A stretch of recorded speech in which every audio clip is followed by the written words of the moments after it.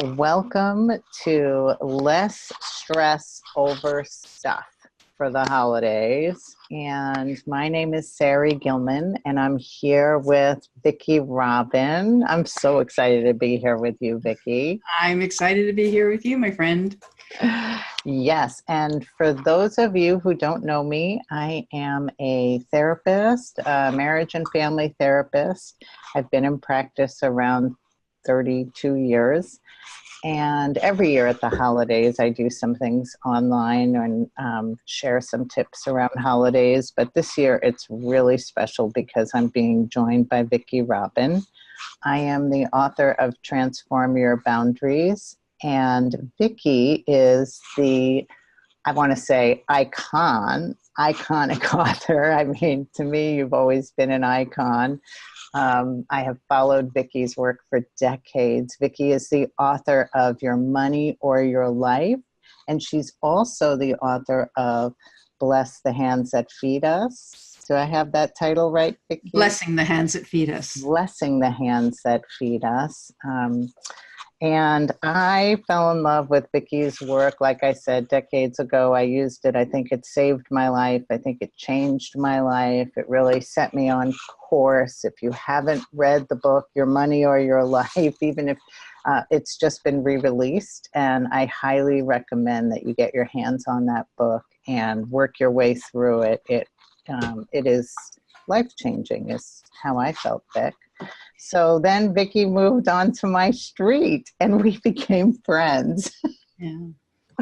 So what a delight that is, Vicki. I feel like I have the best Vicki Robin story when I introduce you. So welcome to those of you who are listening on. Vicki and I decided we were just going to share some of our favorite tips for the holiday. If you were hoping that this is our class on the 4 keys to money and boundaries, that is not this month. Vicki, you want to give them the update on when that's happening? Yeah, that's going to be in January 11th, right? Yeah. January 11th, and 4 keys to money and boundaries. We're trying to combine Sarri's work on boundaries and my work on money into one really powerful package. Yeah, so join us there, and you can sign up we'll give you sign up information, but you can sign up on my website there, and we'll get that out to you. So, Vicki, let's kick off this talk that people are joining us for, and we're going to start with the first topic. So go ahead, Vic. Yeah, well, we talked about some of the burdens of this season and how the season has gotten weighed down by obligations and a sense of what's the right thing to do, what everybody does, what we have to do. So I wanted to put some of that in context to lift a little bit of that burden off your shoulders. You know, actually, gift giving only started at the end of the 19th century by giving gifts to children as a symbol of the 3 wise men giving gifts to the baby Jesus. So it was really embedded in that story about giving to this miraculous young baby. So somehow or another, and I think it's probably through advertising and commercialization, it's become a big expectation for everybody to give gifts to everybody. And in the Jewish culture, there's 8 nights of giving. And in other cultures around the world, there are other things that they give and other stories. But you're right, it's become this thing about the stuff, about the things, has really gotten embedded no matter where you're listening from in the world. I know we have people all over the world on right now. No matter what culture you're from, this thing about things has really kind of moved into your holiday, whatever holiday you're celebrating. Right? Yeah, and it, I mean, I hate to be one, but when I was a child, you got an orange in a sock.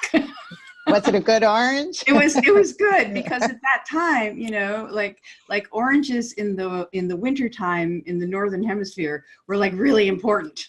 That's right. So, it was right. Very small stuff. And even, with Hanukkah, it was very small gifts. Well, that's all changed in terms of expectations. And even these days when we say small gifts, I have to tell you, it adds up. I was just sitting and doing a holiday list this morning, and I realized even with small gifts, they add up to quite a bit of money. And I was talking with a couple in my office, and their small gifts, and they were talking about the holiday season, and they were running up into credit card debt for their small gifts. So we're going to get into all of that. And Vicki, can you share some tips on kind of dealing with the obligations and etiquette that comes up for the holiday season, and some ideas that you have around these obligations about how to let family know if like you're going to change some things this year? Yeah. I would recommend that you do this now, not on December 22nd, but right now, think about whether you would have the courage and basically the capacity to give a gift of writing to your family and saying, I am not going to be, this is not going to be about exchanging presents, material presents. That's not what I believe this holiday is about. It's not what I want to do. It's not like, oh, I can't, and oh, I'm so apologize. It's just like, I'm going to reset, and I want to gift you, but I want to gift you in other ways, but I don't want to involve my family in this commercialization. You could say, I'm only going to give one gift for each child, so that, you know, you take the obligation of giving gifts to all of the adults in the family, and, you know, your cousins and your cousins and your second cousins and your, you know, once removed. So you say, I'm going to give some gifts to the children, but for the rest of us, I'm going to just, my family is not going to be giving material presents to your family. And I'd like you to honor my values. And if you want to give me a gift, that's fine. I would happily welcome it. But there are other ways that we can express our love at this season. And Vicki, you had also mentioned other kinds of gifts to give at the season rather than material things. For sure. You know, I mean, there are gifts of service, of course. You know, there's like, whether it's the dog walk or the babysitting, or, you know, taking the children for a weekend, you know, so that the parents can go away. You know, just think about what would make life more wonderful for each person. That would be a service rather than a physical object, and you can offer those gifts. You can also participate in, you know, there's giving trees, you know, where families that are, you know, have run through a time, they're in a time where they can't afford to buy gifts to their kids. So there's an opportunity in sort of a central mall or a community place where there's a giving tree, and you can actually give money to buy a gift for a certain person, and you know who that person is. We're going to get into more of that as we go, Vic. I think a key takeaway here for those of you that are listening is, if you decide that you're in a position this year to really feel like you want to change up how you're doing the gift giving in your family and around you, and even at your jobs, I think the takeaway tips that Vicki just shared that I really want you to focus in on is, don't apologize for doing that. Like, really embrace it as a value of yours. If you're doing it in a letter or an email out to folks, don't feel like you need to say you're sorry for doing this, or that, you know, gee, this year I don't have any money, and I'm really sorry, and so this year I'm going to do it this way, rather than just embracing the truth of I'm changing it up. And when we set boundaries, I tell people all the time as a boundary tip, don't explain why you've come to that conclusion. Just explain where you are, and that this is how you're going to go forward, and give people kind of the mechanics like Vicki just laid out. So really, I didn't want them to miss that kernel there that you shared. That was, you just said it so quickly, but it's like, that was a big piece. Yeah, for sure. That don't apologize part. And so I also want to share that, you know, I think for those of us that work in the field of doing human services, giving more service during the holiday season can turn into an overwhelming burden. Like, those of us who give and give and give in our jobs as our service, we may you know, you can go very overboard on the extra babysitting, the extra dog walking, the extra help during vacation days off, all the extra things that you're going to dive into. And so if you feel like, you know, maybe acts of service is too much, then think about an organization to donate to just give a small gift in honor of somebody. I think I know that was really appreciated even by the young adults in my family last year. I picked an organization that I thought really represented each of their values. Mm-hmm. Right. And many organizations will give you, like, for this amount of money, you can buy a school uniform for a child for the year, you know, so that you actually link that gift, that donation, to something that the person can really imagine. Oh, I just bought a cow for somebody, or I just bought a school uniform. Oh, beautiful, Vic. Yeah. So you're giving the benefit, these sort of like heartwarming benefits that you're giving. So it's not just money, and it's not just an organization. It's the actual human experience of benefit that people will get. And I love that that can make a really touching way to share it with somebody so that they can visualize that story. That is a great idea. Another thing that I like to share is a product or a service or something that I found in my local community that I really just want to share out, something that I really enjoyed, that I know other people will enjoy. And it's not often a big thing. One year it was a beeswax small candle thing, and I just wrote a note about how unhealthy a lot of candle wax is in our homes, and to really encourage people to clean that out, and gave them just a little beeswax tea light, you know, which was not expensive, but it was a message, right? And it was right. Yeah, right. Telling a story about why I chose this for you. You know, this that I chose for you can be very small, but the story, like, I thought of you, I thought you would love this because of this, or it means something to me because of that. That the story is 90% of the gift. Well, speaking of stories, how much do we love giving books? Yeah. Oh. Books is like my favorite thing to give. Right. Yeah, I actually know a really good book that people could give people. Oh, yeah. Transform Your Boundaries. Sarri. Oh, yes. Transform Your Boundaries. Yeah, no, And really, they can what a give great your gift. money or your life. Sure. Those are two books if you were wondering what book should I give, but really there's plenty of great books out there. And I have a friend that loves to shop at the holidays with their family. They've kind of made this a family tradition of shopping at the thrift store. Mm. And then they're teaching their kids that too. And that's a great place to find really good books that are in very nice condition. And they don't always have to be new. I mean, we have this thing about everything has to look new and shiny. And what isn't that doing to our planet? Exactly. And not only that, is that, again, every thrift store is hooked to some charity. So, you know, when it comes from the thrift store, it's not coming from the corporate commercial culture. You know, it's not coming from poor children in China trying to make these things. It's coming from, you know, it's going toward animal welfare. It's going toward feeding. I mean, we have a thrift store in our town that, you know, feeds the community. I love shopping there. I mean, so it's really beautiful to shop at the thrift store. It's not cheap. It's actually, it has greater value. Oh, that is a beautiful reminder for people to add that into their card. Like, I picked this from here and they support this, and this is where the money goes in that community.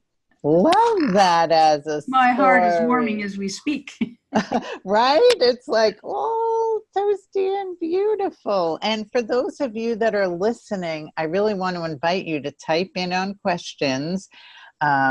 Type in any ideas that you want to share out, or any questions that you have along the way, and I'll be checking on those and reading those out as we can fit them in. Okay, so Vicki, let's get to I almost want to do a drum roll on this. Drum roll for the big topic, Vic.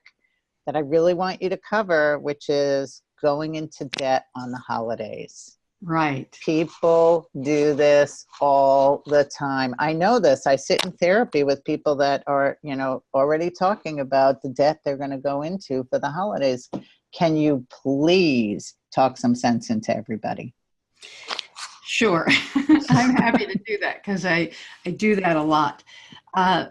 So I think part of debting in the holidays, part of it is the duty and obligation, the unquestioned duty and obligation, such that you arrive at the week before the holidays and you realize, I haven't bought my presents. I got to go to the mall, and you just like, you go into like a swoon. It's a little bit like an addiction. You go into this thing like somehow or another, this time it's not going to hurt.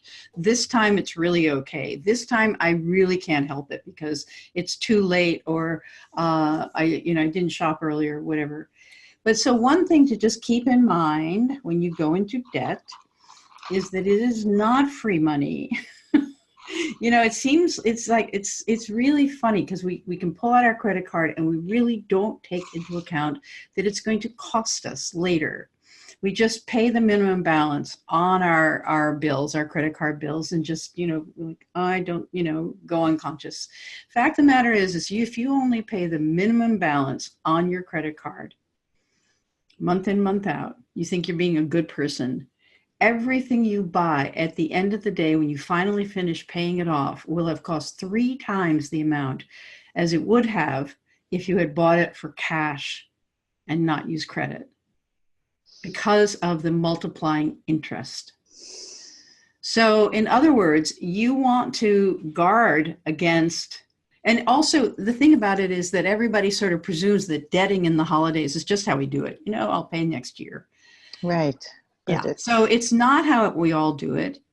It's how people who are overwhelmed by it's like almost like a social disease, this thing about consumerism debting, buying things that never get used, put in the closet, get taken to the thrift store where other people will buy them for Christmas next year. Or just buying things that you can't afford to buy if you don't have the money. Can you speak to that point? You've taught me this as I've come to know you, Vic, about not to think about the money, but to think about the life energy. Yes. Yeah. Can you tell them about that, the work that you have to do? Go ahead, fill them in on that topic. This is just something I learned from you that I love. Money, in reality, whatever money you spend, whatever money is to you, it actually represents the hours of your life that you invest in working at a job you may or may not like to put the money in your pocket. So money is your life energy. It's not a reward. It's not a punishment. It's not manna from heaven. Money is something that you've invested yourself in getting. And the exchange isn't even as good as you think, because you might think, oh, I'm making $25 an hour.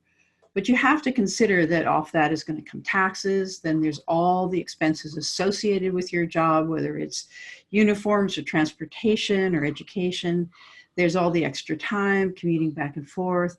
On average, when people do this calculation, they find that their real hourly wage, what they're really taking home, is a third of what they thought it was. In other words, an hour of your time, if you're making $25 nominally an hour, you may actually be like an hour of your time may be worth, let's say, $10. This is crucial. If those of you who are listening, if you take just that one thought to stop yourself from going into credit cards, to get through the holiday gifting, and to really rethink what you're doing with your gifting and what you're doing to yourself and to your soul, then this time together will have been worth it. Thank you for sharing that, Vicki. Yeah, can I just say one more thing? I mean, for me, I love the word sovereignty. It's like, who runs your life? Does money run your life? Does the mall run your life? Does your car payments run your life? Or do you run your life? You are a sovereign human being, and you give permission to money. You give permission to the car. You're the one.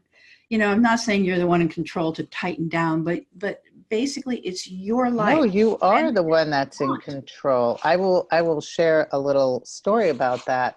We had in our family a tradition where people were giving, I think it was called like a white elephant gift or something that that was supposed to cost less than $15 and wrapped up, and it was like a grab bag, and then people traded and you sat in a group. And I have to tell you, I found the experience kind of revolting in my stomach.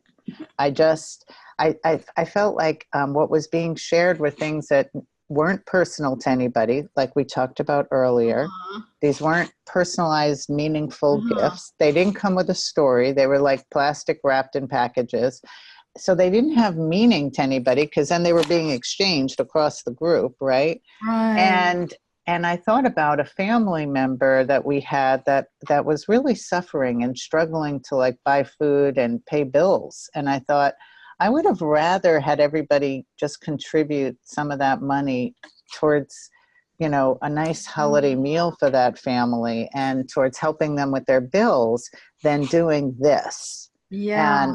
And I just had to step forward and say, I won't participate in this anymore. I would rather us, and I gave some examples. Here are some ways that the money could be of more use inside the family, but I can't watch this.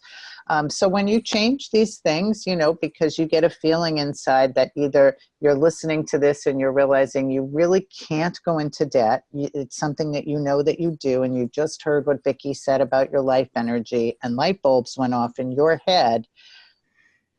Vicki, just give them permission to say, you can change that. That's the sovereignty, right? Yes, you can. Yeah, you can change that. And in fact, when you do this, everyone around you is being given permission to be a sovereign being as well. If So you stop giving your consent to rituals that mean nothing and declare what you want and the rituals that were meaningful to you, your one act is giving everyone else permission to get off that roller coaster. thanks, Vic. And Vicki, can you share that idea about a holiday account, about what that is? Oh, right. I have to say, I don't know if the banks still do this, but No, but you can do it in a penny jar at home. totally, totally. It used to be that you could set up a holiday account at a bank, your Christmas account. It's called Christmas account back then. And you would put money in every month to that account. So you would have enough money at Christmas. And there is through your bank, you can actually set something up with automatic payments. So you could do an automatic transfer. You put money in the bank and an automatic transfer comes off into another little account that you've opened. Call it for your holiday account. For your holiday account. You can set up your own holiday account. And you can save all year. You save all year long. So you have the cash that you want. I have to say that and just take a look at this in your own life. A lot of the pleasure of owning something is the anticipation that you are going to own it. In other words, a lot of the pleasure comes from the planning, anticipation, preparation, wrapping, thinking about, and then once the gift has happened or the event has happened, whatever the event is, that pleasure of contemplating that, whether it's a car or a puppy or whatever, the pleasure of contemplation is over. So the Christmas account is like the holiday account for those of you that, holiday. Yeah, holiday account. The holiday account is the pleasure of the holidays all year long. So I'm going to jump into my next topic here, and I've got a comment from somebody listening on that actually leads right into the next area that I'm gonna jump on here around cultural traditions and kids and what you do around children in the holidays. And I just want to read this note from somebody who is listening in because they're sharing a pretty important story. When I moved from the USA to South America with my 9-year-old daughter, she went from getting a mountain of gifts to a couple of tiny presents for the holiday. And in a way, heartbreaking to see her little disappointed face as she had to get used to being in a different culture. And now at 23, she's used to it. And I don't have a question about it, but it was just noticing the difference. And that's my next topic here, is on these cultural traditions and kids and what we're setting up for children year after year after year. And to think about what are the most important values, not things, values that you want to teach children during the holiday season, and be sure that you are consistent about that. And I can remember conversations with my dad when he was alive and saying to him, please do not send a mountain of gifts to the kids at the holidays. I don't want them to be expecting that, or to think that that's what the holidays are about, showering them in all of these things. It's okay if you can pick kind of one meaningful gift, but please don't do lots and lots of things, because he could afford that. And sometimes in a family, we have family relatives that, you know, even if you are working on values with your kids, you may find that the family relatives are undermining that, or coming in with all the things that you just agreed not to buy.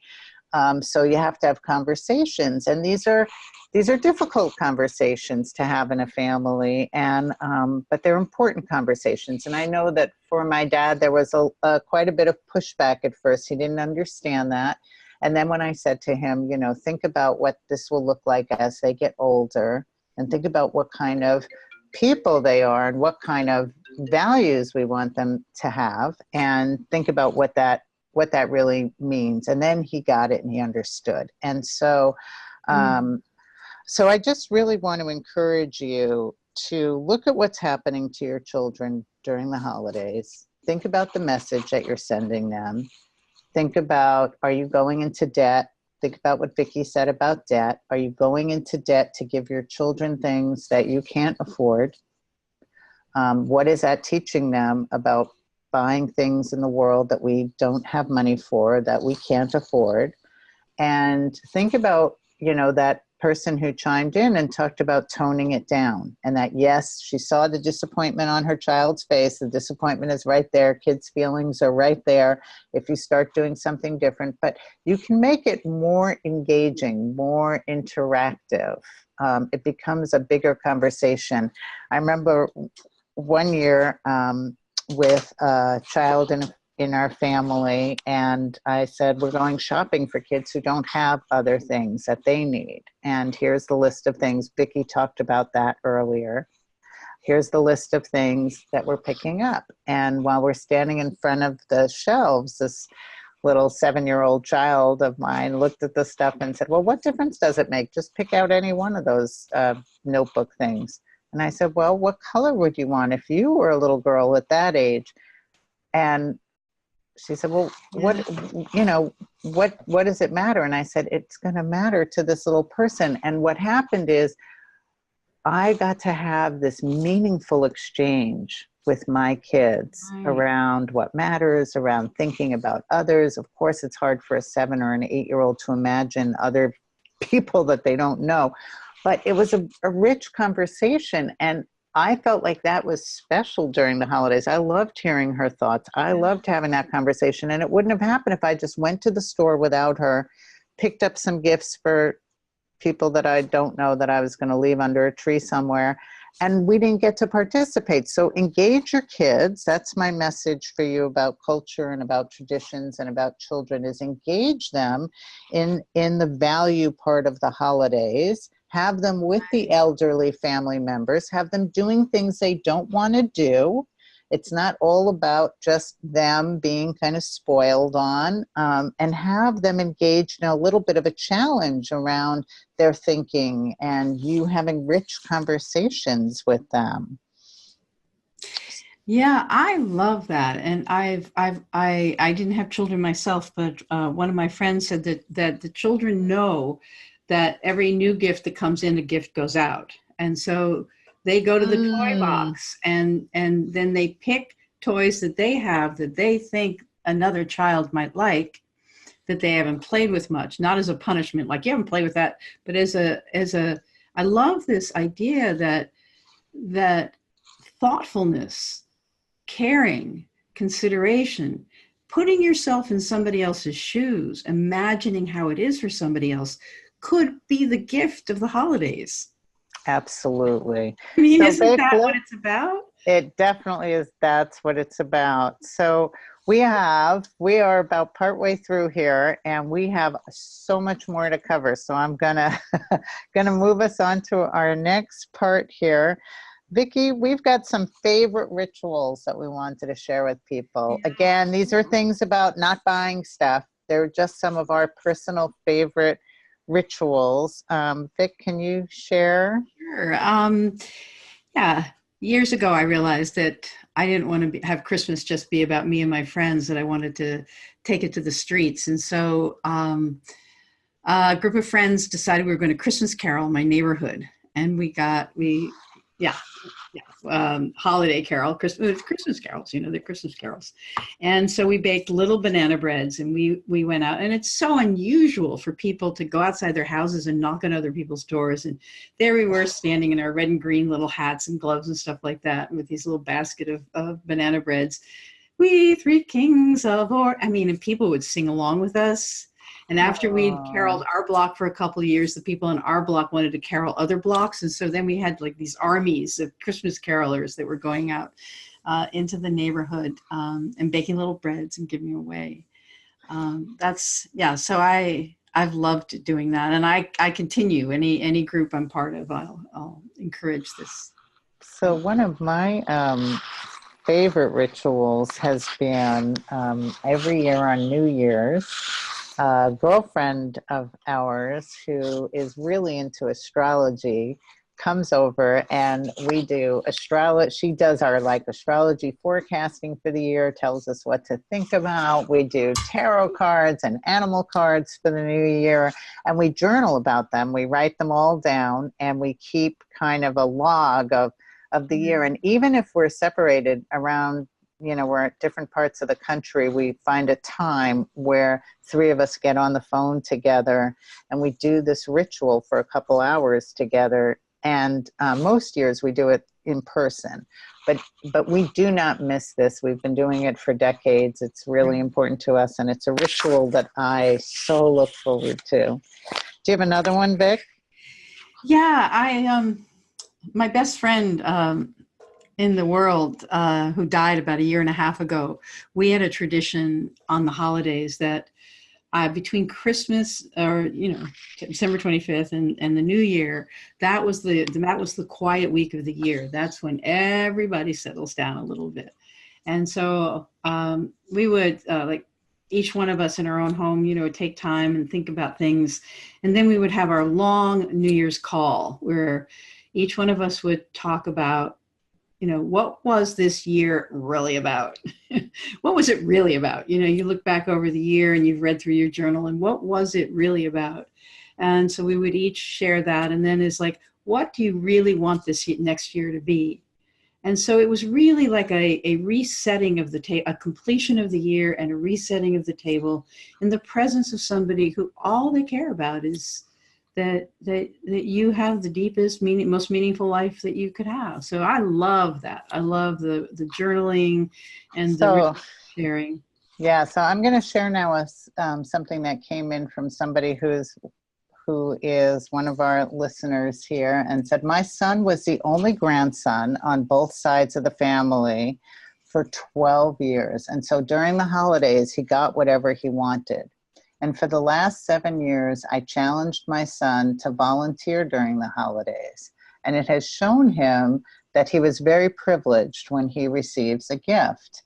And the first time was really rough. But the second year, he dressed up like an elf, and we delivered gifts to low-income families. And now he looks forward to volunteering all throughout the year.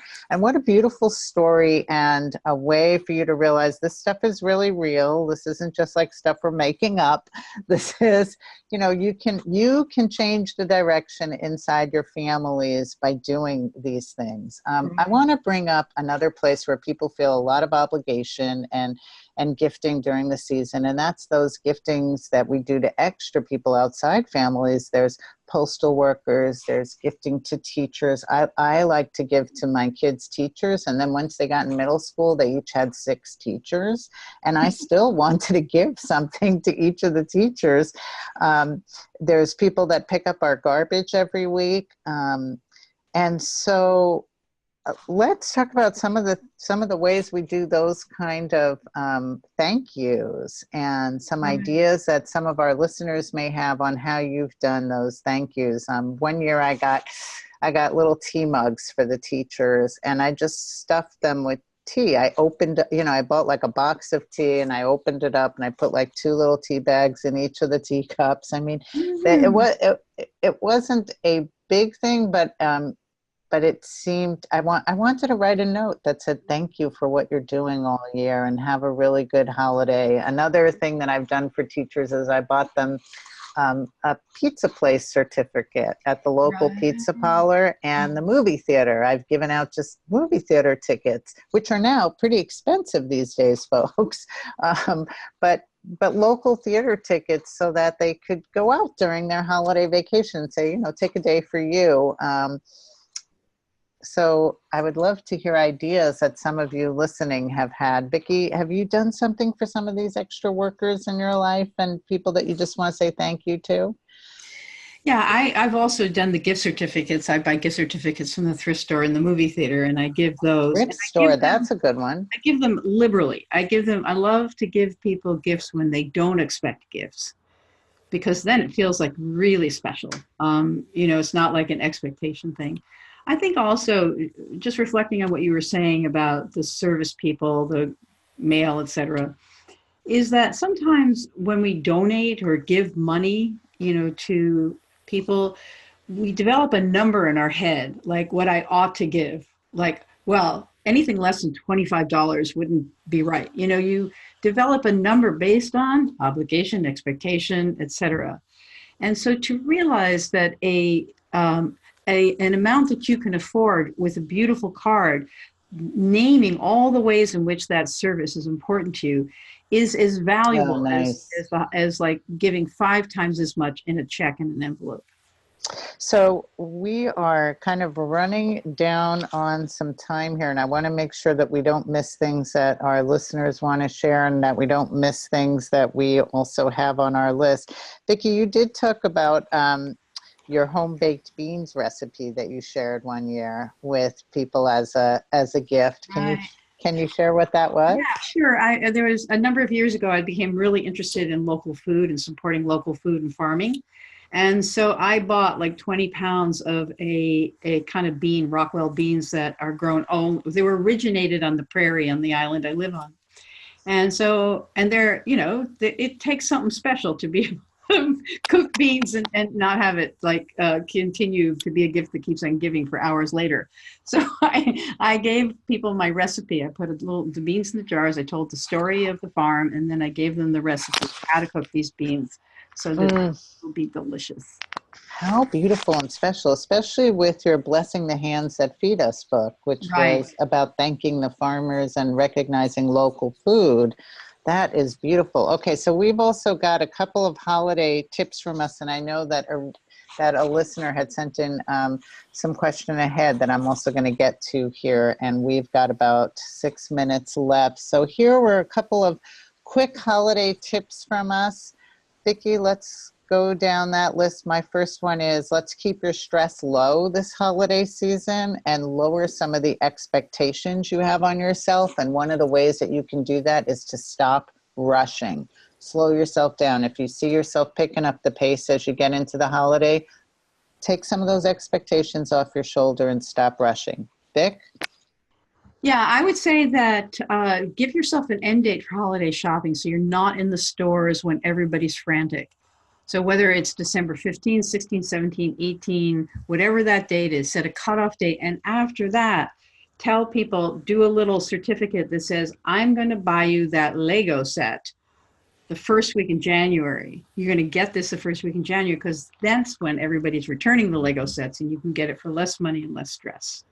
Perfect. And if you are divorced or newly married, I'm going to suggest that you stop dragging the kids from house to house to house all through like the holiday mornings, and create rituals that allow you to stay put and that allow the children to stay put for the morning, and that may allow like the newlywed couple to have a little time on their own to start their own little family rituals. Sometimes the family demands can get so high and people feel pulled, and what's happening is you and the kids aren't getting this relaxing time together called holiday. You're Right. not, it's turning into a hurry up, we got to get in the car, and then we got to get to grandma's, and we got to get to Uncle Bill's, and we got to get to dad's, and we're just running around, and nobody is actually getting that quality time. So make it about quality time. I know this will cause a lot of kind of difficulty in a family, but you can think about other special hours that you can make with family members, so there is special time with everybody, but you don't really want your kids just growing up and remembering that we were just running from house to house, opening up presents from one place to the next, and there was just this frantic energy about everybody. It just takes away all the specialness that Vicki and I and you have been sharing is important. Yeah. I feel relaxed just listening to you. So, Vic, you had a gift wrapping idea? Yeah, when I was a kid, I loved wrapping the gifts. Actually, I begged that if I could wrap all the gifts for everybody in the family. So, wrapping the gifts was a ritual, and that it's a great thing to do together as a family. And you pick the paper, and you pick the string and the ribbon and the tag, and you pick everything according to that person. What I'm hearing both of us say over the course of this hour, which I think is so important, is it's the love, it's the reflection on the real human being. What you want to the gift that keeps on giving, which is the love that you develop through the real acknowledgement of a real other person that you really want to give to. Yeah, and don't let anything get in the way. One of our listeners has typed in that don't forget to give to dentists and doctors or people that have been in healthcare that have helped you. And those might be the people that you send a nice letter to at the holiday season that just acknowledges, thank you, your help has meant so much to me. I'm in the healthcare field, and I actually feel bad when people bring me a present, because I would rather them keep the money for themselves, Right. and I would rather them just send a nice note. Those notes mean so much. So we've got something that came in from a listener. This will be the first Christmas that I will not see my family on Christmas Day. My husband and I will be alone. We are childless by choice. We mix our traditions, Christmas Eve, gift exchange. Before this year, we'd rise early and drive to my family. And there's been a big change in family dynamics. So I would like to start a new chapter and make it special for just the two of us. This is just what we were talking about. Mhm. We will see his family a few days after Christmas, but that's it. And we've been together 26 years, and this is the first time we're going to do this. This is why I say I like newlyweds to start this way. Yeah. I also have a mental illness, and the holidays can be hard, and I'd like to prepare and look forward to this change. Any ideas on how to get through this and how to stretch dollars over the holiday season? Well, I think we covered some ways to stretch dollars over the holiday season and to really rethink how you do that. I have another class that's more on the boundaries and emotional things that we go through all through the holidays, just on the emotional care that's needed. And that's going to be released, and it'll be out there for free, and you can watch that. I think it's up right now on my website as a free class, and it's called Holidays and Boundaries. So check on that. I think it'll take you deeper into that. But you brought up all the points we were just covering. So Vic, we've got a moment here for some final thoughts. How would you like to wrap this up? What's your takeaway from this time I together? love that. How are we going to wrap this up? How are we going to put a bow on this? How are we going to gift wrap the gift that has nothing inside it other than the love? I think I'm actually inspired by this conversation to remember that it's the that getting stuff is nice. It's like that much on the scale of nice. But exercising your capacity to give, not overgive, not give by obligation, but like think plumb down into the love that's inside you and let that awaken as you consider what particular little thing you're going to give. I'm going to actually go into my holidays and I'm going to be writing a lot more notes to people who've done me really solids over the course of the year, including Sarri. You're going to get your note. Oh, I am kind of feeling teary-eyed as we wrap this up. I know we're going to be back. Vicki and I have a class that we're going to do January 11th that we invite you to join us for, on the 4 keys to boundaries and money. But as I'm wrapping this up, I'm honestly feeling really teary-eyed, Vicki, because I'm really grateful that I got to do this with you. Yeah. This is really special to me. Your work is really special to me, your message that you've put out in the world. That clarity around values and money came to me from reading your book many years ago, and I'm so glad it's been re-released, Your Money or Your Life. It's such an honor to have just shared this time with you. So thank you. Likewise. And thanks to all of you who are listening. We wish you a happy holidays. Yeah.